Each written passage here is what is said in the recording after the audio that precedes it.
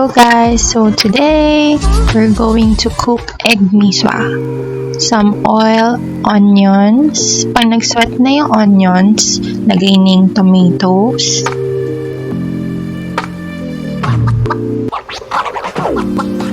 Before I added the garlic.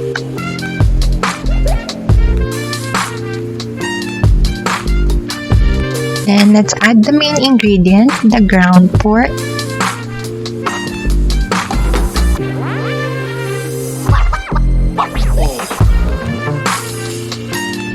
Soy sauce, black pepper, then water.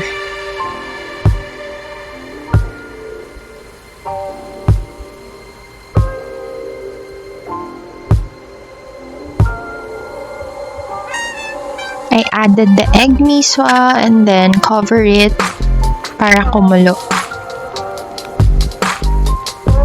When the misua is soft na, you can serve it. That's how easy it is.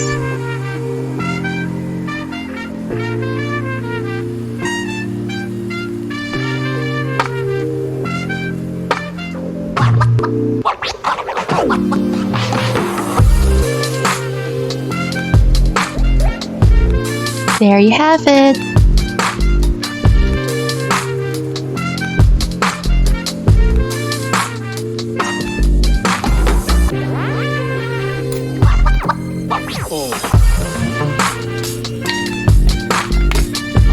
Put oil, garlic, the carrots,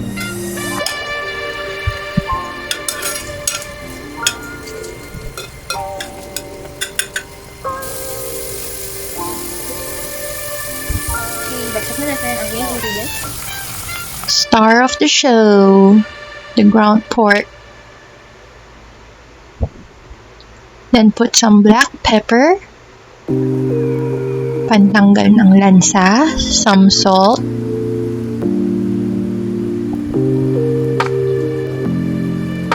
just mix it all together and nakikita nyo nagmamantika yung ground pork. So we'll just remove the excess. Yan, para dry na siya. Kasi hindi naman masabaw tong dish na gagawin natin. So after that, we put the Thai basil. Just mix it all together.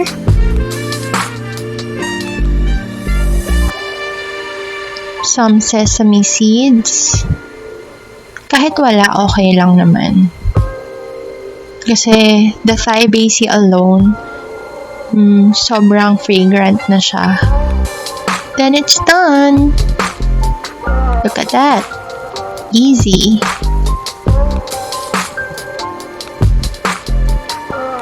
And sobrang bango talaga nito.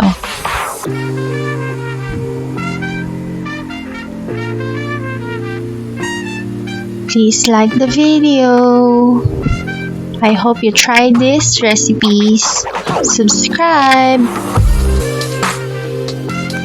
And hit the bell button to be notified. See you in the next vlog.